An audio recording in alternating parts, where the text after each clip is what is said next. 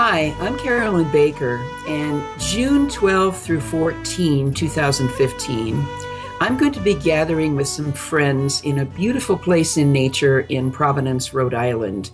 And I'm going to be facilitating a weekend workshop, which we're calling The Gifts of Grief, Grief as Sacred Work.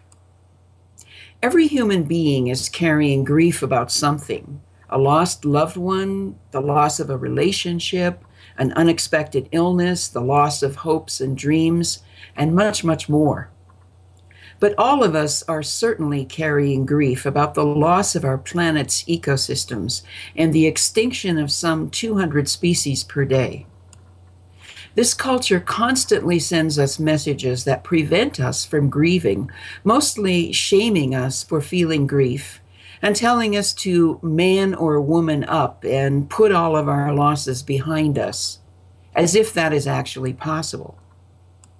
But increasingly, scientific studies are reinforcing the fact that grief is not only natural, but necessary in order to maintain our physical and psychological health. Many indigenous cultures, such as the Dagara tribe of West Africa, believe that grief is necessary for the healthy functioning of the village or the community. The Dagara hold grief ceremonies regularly because they believe that if people do not grieve, they become toxic to the tribe. They also know from experience that the more people grieve, the deeper the capacity to experience joy and appreciate beauty. The Western poet William Blake echoed this notion when he wrote, "The deeper the sorrow, the greater the joy." Sobanfu Some is a female shaman from the Dagara tribe who also conducts many grief workshops around the world. And this is what she says about grieving. Every day we experience different things in our life. We experience joy, we experience sadness, and many times we have grief that we do not have words for. And it is important for us to grieve the losses that we experience on an everyday basis in order to heal, to recover from what we have lost. So grieving is a soul cleansing way to reclaim and to recover our spirit. When we do not grieve, we stay in an unhealthy place and lose who we are. And so it is very important to cry, to walk in nature, to express our grief so we can feel safe and sane once again, so that the body can recover from the losses. Our workshop is going to provide a safe and supportive place for people to grieve together. What I've found in facilitating these workshops is that our grieving together brings us very close, deepens our connection with each other and with the earth. Quite naturally, as a result of our grieving, we move into a time of joy and celebration, and people often tell me that after the workshop, they feel far more alive than they've ever felt. My friend and colleague, psychotherapist Frances Weller, talks about grief as soul hygiene. As Rilke said, we don't have much knowledge yet in grief. So this massive darkness makes us small. And so in some ways, our not having practices to move through grief keeps our lives small.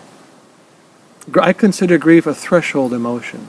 In other words, when we step across that threshold and enter the room of grief, it has a way of opening up the rest of our life. We enter the hall then of community, joy. Even William Blake said, the deeper the sorrow, the greater the joy. When we compress the terrain of grief, we also compress the territory of joy, and we end up living in a flatline culture, which is where we are right now. And then when you live in a flatline culture, you rely upon stimulation and stimulants to give you some sense of being alive, because we're not experiencing genuine joy, nor are we expressing genuine grief. So these practices become what I call soul hygiene. You know, we know how to take care of our teeth and our hair and our body. We exercise. Those are all hygiene practices, but we forgot about the hygiene of the soul. And to clear out the soul regularly with practices around grief is an absolute necessity. Denise Levertov had a little sweet poem, she said, to speak of sorrow, works upon it, moves it from its crouched place, barring the way to and from the soul's hall. So these practices become ways of maintaining a relationship to our own soulful life, but also then to the soul of the world. If we don't practice those things, we become more isolated and more disconnected. I really want you to join us June 12 through 14 for this amazing weekend of deep connection, which takes us down into our grief and brings us back up into a profound celebration of our humanity and our connection with the earth. To learn more about the workshop and register for it, please contact me at carolyn@carolynbaker.net or Holly Galloway at hollygal@verizon.net. Grieving is sacred work, and I want to share its gifts with you.